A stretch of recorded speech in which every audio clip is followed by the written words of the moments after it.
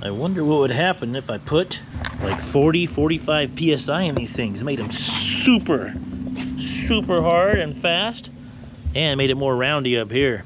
So less contact surface. That could help. Seems like a plan. Maybe 44. We don't want to pop our China pops. They have a big blowout at 50 miles an hour. Oh, how's that Sammy Hagar song go? Close to my face, wanted dead or alive. Take my license and all that jive. I can't drive 55. In my impossible quest to get this thing to do 55, which is proven 100% impossible. You can see my crankcase is all dirty. Kickstarter's back on. We'll get into that later. To let you know what this thing is, if you haven't seen it before, NCY cam, Toyota 90cc kit, Polini 95mm variator, CVK 24mm carburetor. Well, it seemed to handle that 105 pretty well. Maybe I'll try a 110. We'll see if a 110 will work in here. Hey, no bogging. That's good. Let's go give it a speed run. It stands to reason that if a 150 had this jetting, then it should be too rich for a 90cc. But that's not actually correct. A 90cc could be burning more gas than a 150 if it was going high enough RPM.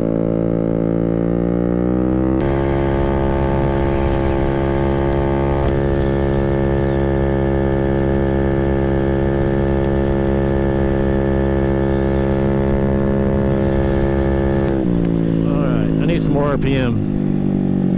That's all there is to it. I'm just not making the RPM still with this bike. I never have. I think it's a Polini Variator. I just don't like it. That's the one I have.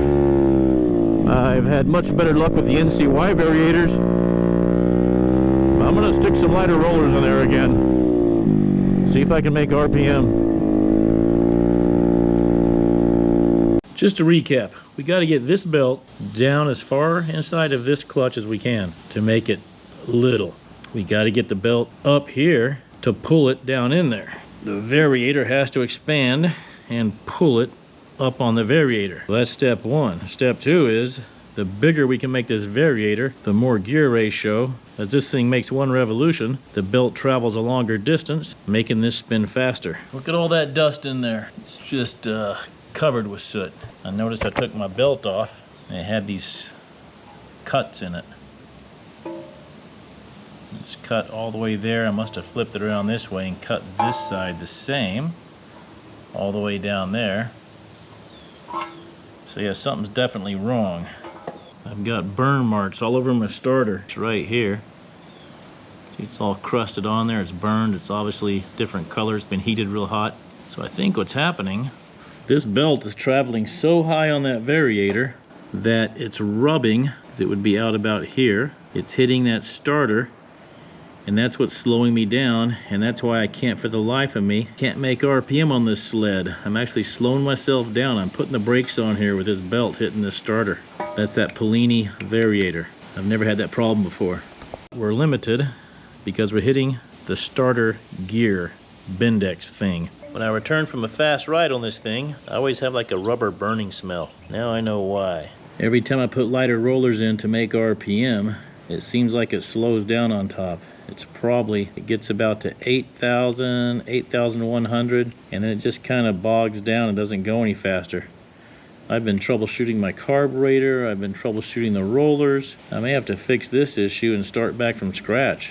Look at the burn marks all over there. Look at the pieces of rubber melted on there. I guess it would make the most sense to leave this out and just kickstart it, but I took my Kickstarter out. I don't even think I know how to get it back together. So I've taken the starter gear out, reinstalled the Kickstarter stuff. Gonna put that on. I feel like a common peasant kickstarting. I put the ghetto in ghetto wrench. Oh, that sucks. I've got the starter drive completely out. I've been stuck at 8,000 RPM on this thing forever. That might be one of the reasons. Well, there's 50. 7,800 RPM, 51.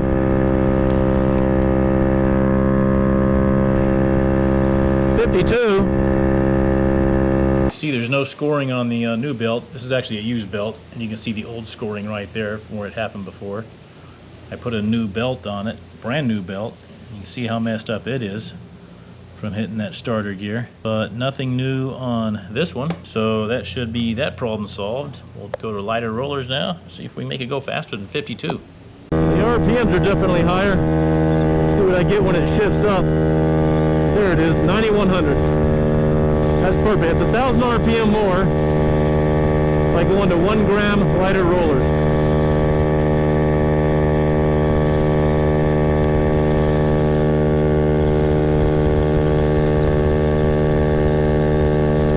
I got 52 still.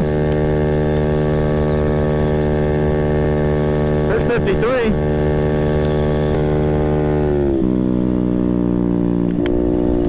Yeah, modifying stuff is fun, but you just don't know what can of worms you're going to open up, like that starter gear rubbing. If I had to ride this thing to work, I'd leave it bone stock. My race bikes that I use in the woods, where I'd be, a couple hours from the truck, those bikes were always bone stock. I wanted super good reliability. I didn't care about performance as much as reliability.